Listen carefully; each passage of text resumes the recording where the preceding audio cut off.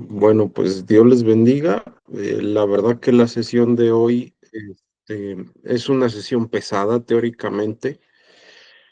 Y digo, ya estudiamos la parte histórica de la narración de cómo se fue conformando el reino, la división de los reinos y demás. Pero les comentaba antes de que llegáramos a Crónicas, que Crónicas es un libro muy teológico, muy interesante, muy rico en cuanto a una postura sacerdotal de la perspectiva de lo que se vive o lo que se estaba viviendo en la época. Y nosotros vamos a estudiar el día de hoy un pasaje que es muy pequeño, digo, considero que solamente Primera de Crónicas 2, versículo 2, es el arranque de todo lo que se llega a ver hasta el capítulo 5, versículo 26. Vamos a darle lectura y vamos a estar diseminando, pues precisamente por qué tenemos una información tan vasta y tan rica que vamos a estar estudiando el día de hoy.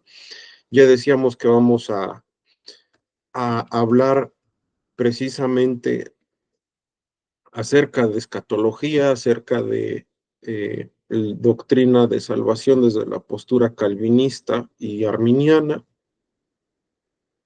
pero todo parte de un nombrecito pequeño que es el nombre de Judá.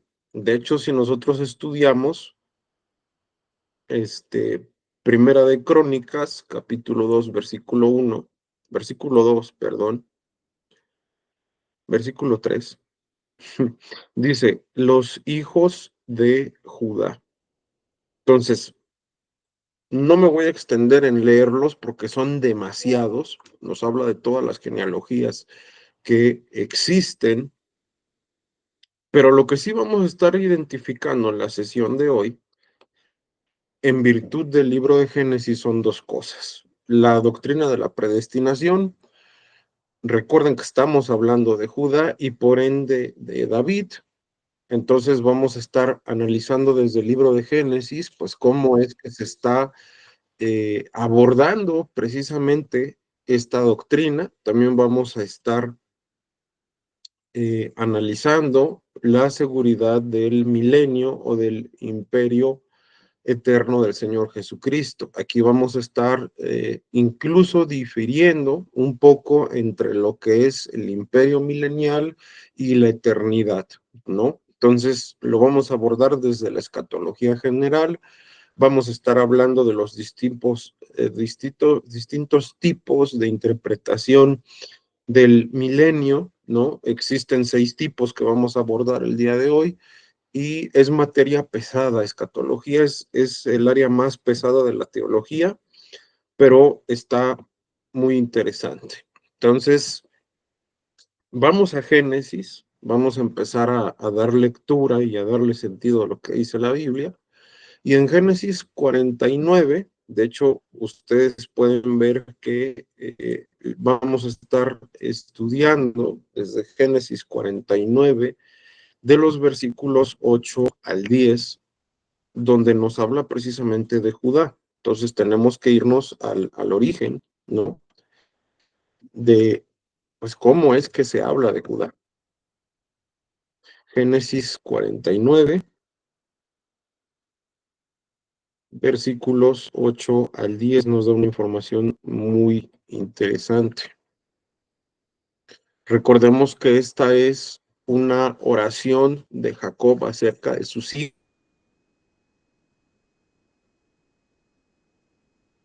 hijos.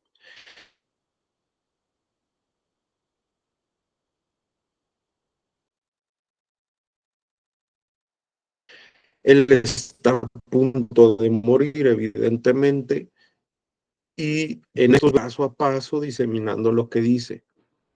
Versículo 8 de Génesis 49 dice, Judá, te alabarán tus hermanos. Los hijos de tu padre se inclinarán a ti. Es muy interesante observar dos cosas que nosotros presenciamos en el texto. Primero, cuando nosotros hablamos de Judá, evidentemente haremos una referencia a Cristo, porque desde ahí viene la línea genealógica de Cristo. Cuando nosotros hablamos de Cristo y relacionamos este pasaje de Génesis 49:8, donde nos dice, los hijos de tu padre se inclinarán a ti, estamos identificando varios puntos. Primero, que Cristo se puede considerar como el mayor entre varios hermanos. Ahorita lo vamos a diseminar con la Biblia. También podemos identificar la doctrina de la predestinación. Es un hecho que existe esta doctrina, pero ahí nos metemos en problemas porque hay varios sistemas de interpretación. Los más sonados son el calvinismo, el arminianismo, y hay una postura muy interesante que es bastante cristocéntrica, que es el pensamiento de Barth. Karl Barth, un teólogo muy interesante de estudiarlo, diría precisamente que esta postura de interpretación del calvinismo y del arminianismo pues debiese de ser reformada a fijarse en la expiación que da el Señor Jesucristo y como punto principal y eje de articulación de interpretación de la doctrina de la salvación. Vamos a ver algunos textos que nos hablan primeramente de Cristo como el mayor entre varios hermanos. Para eso tenemos Mateo 23:8, Juan 21:23, Romanos 8:29 y Hebreos 2:11 al 17. No sé si alguien guste leer alguno de los textos. Está Mateo 23:8, de ahí Juan 21:23, Romanos 8:29 y Hebreos 2:11, y de ahí brincamos al 17. Entonces, vamos a buscarlo.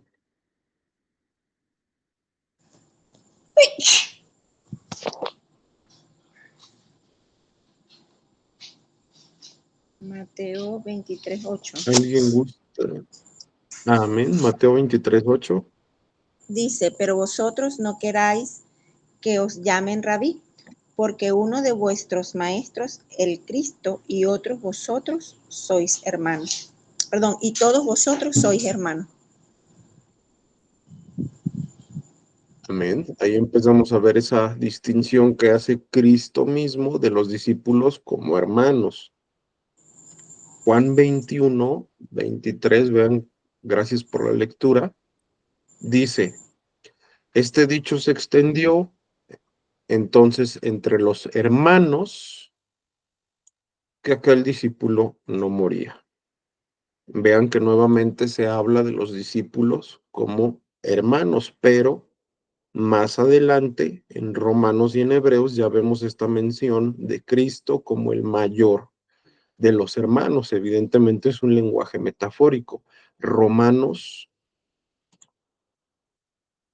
8:29, todas las citas las estamos analizando en la Reina Valera de 1960, y vea lo que dice.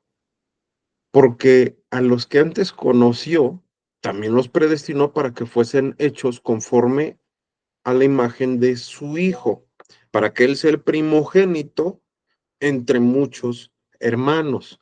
Recordemos que la palabra primogénito en las costumbres antiguas tenía que ver con la idea de ser no solo el mayor, sino que también el de mayor importancia o relevancia.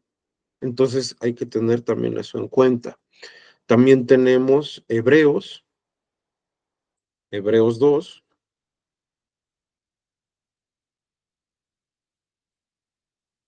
Vamos a dar lectura al versículo 11 y de ahí pasaremos al versículo 17. Vea lo que dice la palabra, porque el que santifica y los que son santificados de uno son todos, por lo cual no se avergüenza de llamarlos hermanos. Un poco más adelante, en el versículo 17, dice, por lo cual debía ser en todo semejante a sus hermanos. O sea, se pone mucho el énfasis, Cristo mismo de hecho lo hace, en esta relación que existe entre él y los discípulos como hermanos. Reiteramos, esto es un lenguaje metafórico, pero evidentemente se asemeja mucho a lo que dice Génesis 49:8. Los hijos de tu padre, o sea, tus hermanos, se inclinarán a ti. Partimos del supuesto de que Cristo es digno de adoración. Él es el mayor de los hermanos. Entonces, algo muy interesante aquí que nosotros podemos observar es que también se le da un lugar a los hermanos, a los elegidos a formar parte de la familia de Dios. Esto es la doctrina de la predestinación. Entonces, hay bastantes citas que nosotros podemos analizar, ¿no? De hecho, si nosotros nos vamos a Efesios 1,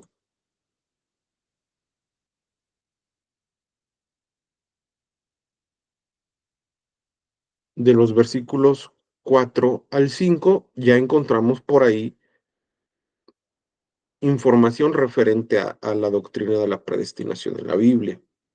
Dice, según nos escogió en él, hablando de Jesucristo, antes de la fundación del mundo, o sea, estando en Cristo, ¿verdad? Nosotros ya fuimos escogidos, ¿no? Para que fuésemos santos y sin mancha delante de él, en amor, habiéndonos predestinado para ser adoptados hijos suyos por medio de Jesucristo, según el puro afecto de su voluntad. O sea, es innegable que existe la predestinación en la Biblia. Ahora, ¿qué es lo que complica a las personas? Pensar dos cosas, pensar que Dios algunos seleccionó para la muerte eterna y otros para la vida eterna, y por el otro lado pensar qué debo de hacer para ser salvo, porque hay creyentes que tienen el temor, ¿verdad? De que al mínimo error, pues van a morir eh, en su culpa, en su maldad, y entonces pues no van a ser salvos, ¿no? Estas son dos posturas que ya son bastante antiguas. De hecho, cuando nosotros estudiamos estas posturas de interpretación sobre la doctrina de la predestinación, pues vamos a ver el calvinismo y el arminianismo, ¿no?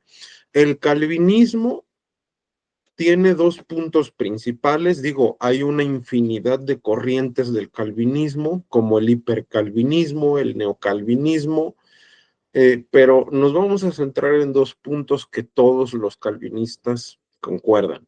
O sea, hablan de la depravación total, esta idea que dice que el ser humano carece de un verdadero libre albedrío y por lo cual siempre su voluntad va derecho al pecado. Vamos a ver algunas citas que ellos ocupan. Juan 6:44, Romanos 3, de los versículos 1 al 23. Digo, es muy, muy conocida esta cita. Segunda de Corintios 4, de los versículos 3 al 4, y Efesios 2, de los versículos 1 al 3. Vamos a partir con Juan 6:44 y vamos a ver qué es lo que dice la Biblia, cómo es que ellos interpretan la palabra de Dios. Vea lo que dice, ninguno puede venir a mí si el Padre que me envió no le trajere y yo le resucitare en el día postrero. O sea, aquí Jesús está hablando precisamente de este acercamiento espiritual. Los calvinistas interpretan, evidentemente, que el ser humano no se puede acercar a Dios por méritos propios. Digo, eso es algo que incluso vemos en la teología del pacto mosaico. Ahora, vamos a partir de Romanos 3:23 exclusivamente, que dice que por cuanto todos pecaron, estamos destituidos de la gloria de Dios. De ahí, segunda de Corintios 4, de los versículos 3 al 4. Vamos a ver qué es lo que dice. Segunda de Corintios 4,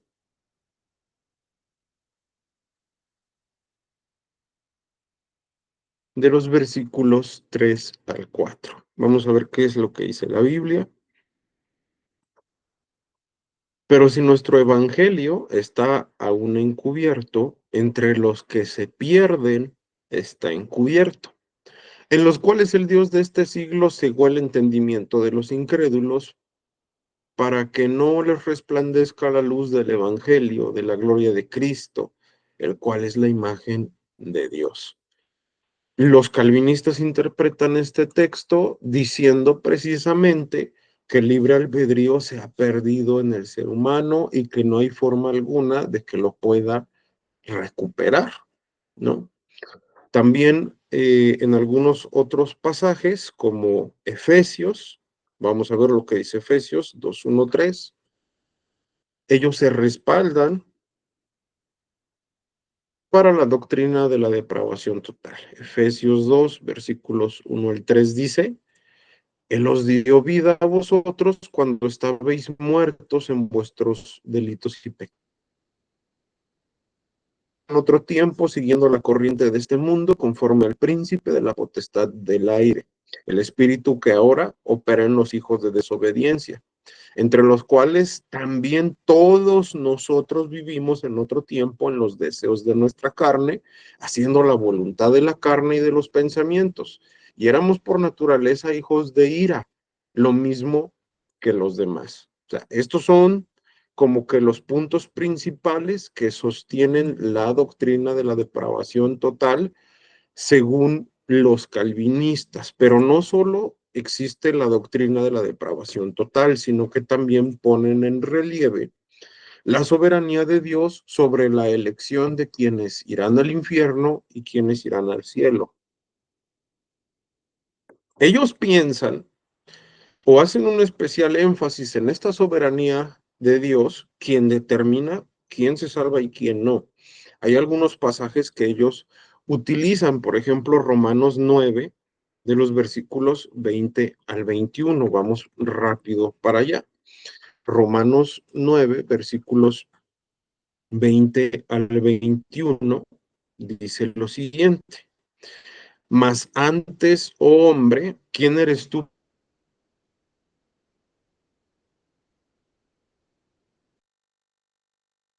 Potestad el alfarero sobre el barro para hacer de la misma masa. Vean esto, por favor: un vaso para honra y otro para deshonra.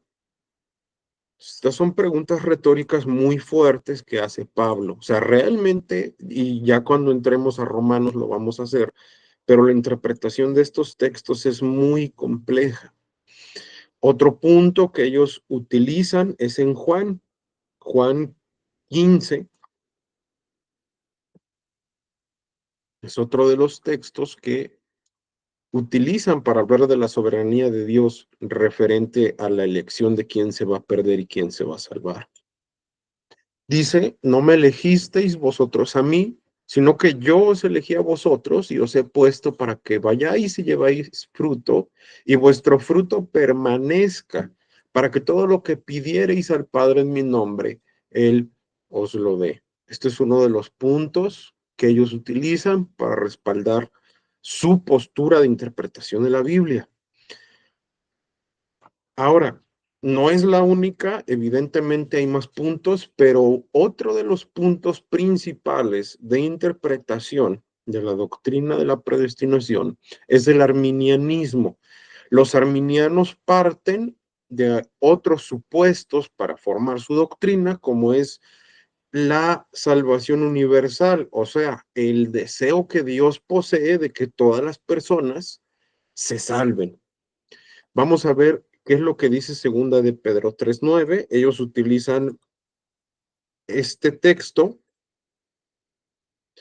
para poder respaldar su postura de interpretación. Segunda de Pedro 3:9 dice: el Señor no retarda su promesa, según algunos la tienen por tardanza, sino que es paciente para con todos, no queriendo que ninguno perezca, sino que todos procedan al arrepentimiento.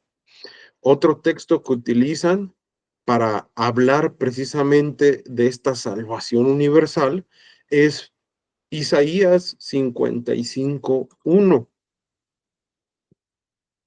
Isaías 55:1, vean lo que dice. A todos los sedientos, venid a las aguas, y los que no tienen dinero, venid, comprad y comed. Venid, comprad sin dinero y sin precio vino y leche. Este capítulo habla sobre la misericordia gratuita de Dios. Entonces, es muy interesante analizar, ¿verdad? Que el arminiano siempre parte de esta postura de la gracia de Dios, del deseo abundante de Dios para que todos se salven. También toman citas de Primera de Timoteo 2. Vamos para allá. Primera de Timoteo 2,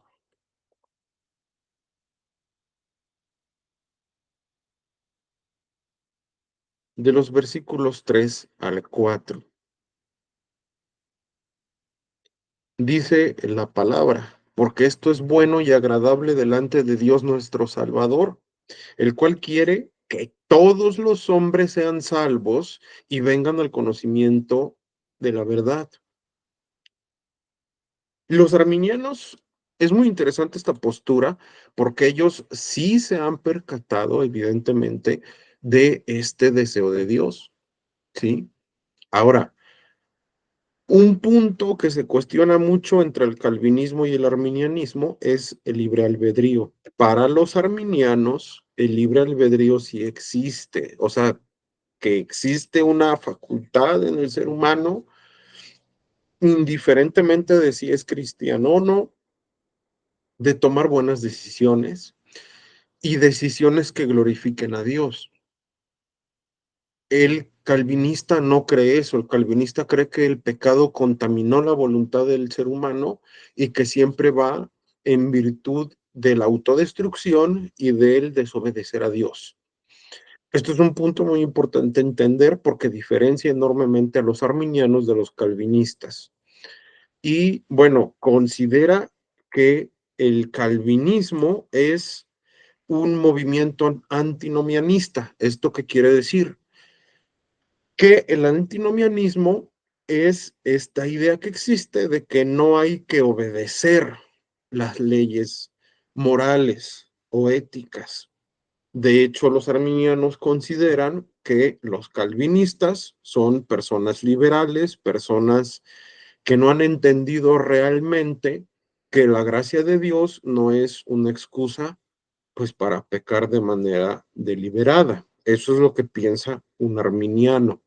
¿Qué movimientos están involucrados? Bueno, los arminianos principalmente son de la línea pentecostal y en el caso del calvinismo vemos a los bautistas. Estos son como que los movimientos más significativos en estas corrientes. Ahora, vamos a ver este segundo punto. Cuando nosotros leemos más adelante en Génesis, nos vamos a regresar un poquito. Génesis 49, acuérdense que estamos analizando por qué se habla de Judá y cómo esto tiene que ver con la identidad del pueblo de Dios. Génesis 49:10 dice lo siguiente: no será quitado el cetro de Judá, ni el legislador de entre sus pies, hasta que venga Silo, y a él se congregarán los pueblos. O sea, hay que hacer especial énfasis en no será quitado el cetro de Judá. ¿Qué es lo que significa esto? Bueno, hay un cumplimiento evidentemente histórico, que es el momento en el cual David llega al reino. Ese cumplimiento ahí está. ¿Por qué? Porque Dios le había dicho a Judá que habría descendencia que estaría en el gobierno. Esto es evidente, ahí está, es la perspectiva histórica ya cumplida, pero hay otra más. Es el hecho de que hay un cumplimiento futuro, hay una fórmula que nos debemos de aprender y es que todo contenido de tipo escatológico es profecía, pero no toda profecía es escatológica. Hay cumplimientos de la profecía que evidentemente ya están y no hay otro cumplimiento futuro. Pero en este caso, en Génesis 49:10, cuando se le dice a Judá, no será quitado el cetro de Judá, pues hay un cumplimiento escatológico con el imperio milenial de Cristo. El imperio milenial de Cristo es el gobierno de Cristo 1000 años sobre la tierra. Ahora, hay distintas escuelas que interpretan este suceso de maneras distintas. Por ejemplo, está el amilenarismo. ¿Qué es el amilenarismo? Bueno, ellos consideran que no existe el milenio de manera literal. También piensan que los versículos bíblicos que hacen referencia al reino de Dios deben de ser interpretados bajo el contexto actual y no bajo la escatología. De hecho, ellos piensan que Satanás, desde que Cristo fue crucificado, pues ya fue atado. Ocupan el pasaje de Colosenses 2:15 para poder defender esta postura. Vamos a ver qué es lo que dice. Colosenses 2:15. Vean cómo es que ellos interpretan. Dice, y despojando a los principados y a las potestades, los exhibió públicamente, triunfando sobre ellos en la cruz. O sea, para los amilenaristas, pues Satanás ya fue vencido, ya está atado. Recordemos que Apocalipsis 20 dice literalmente que Satanás va a ser atado por 1000 años y después va a ser liberado. Entonces, los amilenaristas consideran que la segunda venida de Cristo será el fin de esta época, antes del juicio eterno. Hay otra postura de interpretación que son los post-milenaristas. Ellos dicen que la segunda venida de Cristo sucederá después de los 1000 años de gobierno, pero consideran, y esto es un punto muy importante que diferencia de los demás, consideran que la predicación del Evangelio iba a dar como resultado una mejora mundial en materia de economía, de salud y otros temas, siendo esta mejora el milenio descrito en la Biblia y que no necesariamente debiese de durar 1000 años. Pues esta postura ya está muy en desuso porque si nos damos cuenta en todos nuestros países, pues las cosas van de mal en peor económicamente hablando, incluso en ideologías, ¿no? Hay otra postura, que es la postura que de manera personal he adoptado más y es el premilenarismo. El premilenarismo concibe al milenio como un periodo literal de 1000 años en el cual Cristo va a reinar en la tierra. Algo que es interesante es que el premilenarismo considera que en este periodo de 1000 años va a haber personas que no sean regeneradas de su corazón. Y ese va a ser el motivo por el cual el diablo va a ser desatado después de este periodo de 1000 años. Lo encontramos en Apocalipsis. Ahora sí, vamos a ir a Apocalipsis. Apocalipsis 20, en el versículo 9.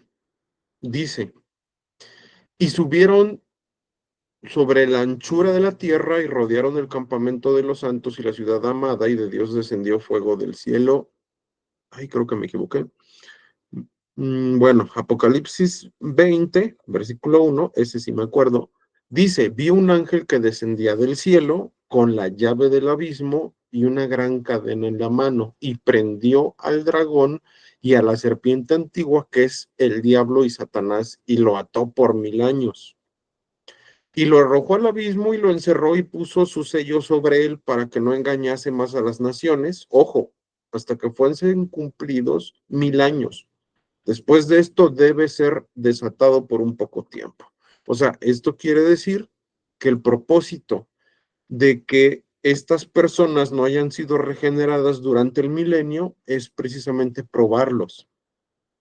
Ya lo vamos a ver más adelante, pero durante el milenio la Biblia sí nos habla de las condiciones que va a haber, que es una paz perfecta. Pues imagínense en el gobierno de Cristo. Entonces, incluso dentro de los premilenaristas existen tres posturas de interpretación distintas, que los vamos a dividir en pretribulacionistas, midtribulacionistas y posttribulacionistas. Los pretribulacionistas creen que la iglesia será arrebatada antes de la gran tribulación. Los midtribulacionistas dicen que la iglesia va a sufrir persecución y muerte durante la tribulación antes de ser arrebatada. Y los posttribulacionistas consideran que la iglesia pues va a ser arrebatada después de la gran tribulación. Muchos se van por la postura pretribulacionista. Ahora, el cumplimiento escatológico de que no se le quite el cetro a Judá, pues lo vamos a ver precisamente en el milenio. ¿Qué condiciones va a haber en la tierra durante el milenio? Bueno, va a haber una paz perfecta. Vamos a ver lo que dice Isaías 9:7. Ahí está hablando una alegoría muy bonita el profeta Isaías. Isaías 9:7 dice lo siguiente: lo dilatado de su imperio y la paz no tendrán límite sobre el trono de David y sobre su reino, disponiéndolo y confirmándolo en juicio y en justicia desde ahora y para siempre. El celo de Jehová de los ejércitos hará esto. También nos habla de mucha alegría en Isaías 65. Vamos a ver qué es lo que dice Isaías 65 en los versículos 18 al 19. Más os gozaréis y os alegraréis, para que siempre en las cosas que yo he creado, porque he aquí que yo traigo a Jerusalén alegría y a su pueblo gozo. Y me alegraré con Jerusalén y me gozaré con mi pueblo, y nunca más se oirán en ella voz de lloro ni voz de clamor. También la Biblia nos dice que durante el reinado de Cristo, todos van a reconocer la grandeza de Dios. Isaías 45, Isaías 45 de los versículos 22 al 24 dicen lo siguiente: mirad a mí y sed salvos todos los términos de la tierra, porque yo soy Dios y no hay más. Por mí mismo hice juramento, de mi boca salió palabra en justicia y no será revocada, que a mí se doblará toda rodilla y jurará toda lengua, y se dirá de mí: ciertamente en Jehová está la justicia y la fuerza, a él vendrán, y todos los que contra él se enardecen serán avergonzados. Esto es maravilloso.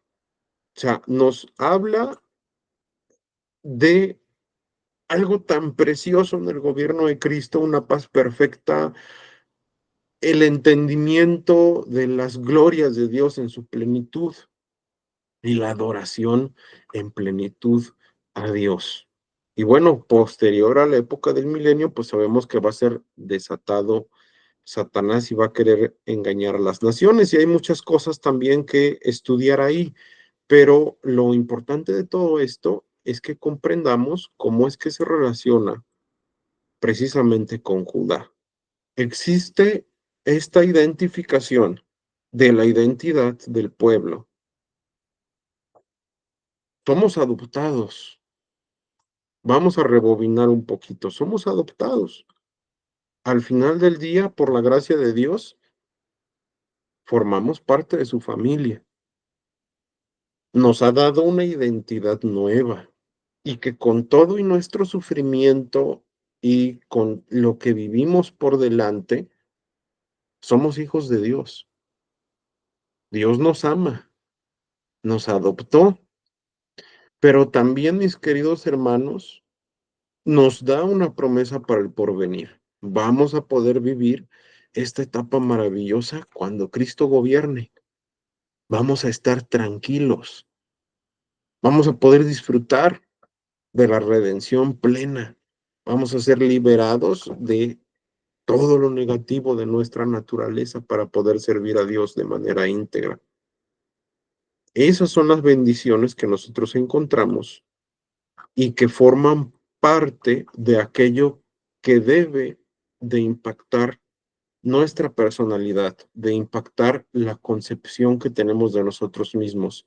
Ese es el propósito de la genealogía de Judá.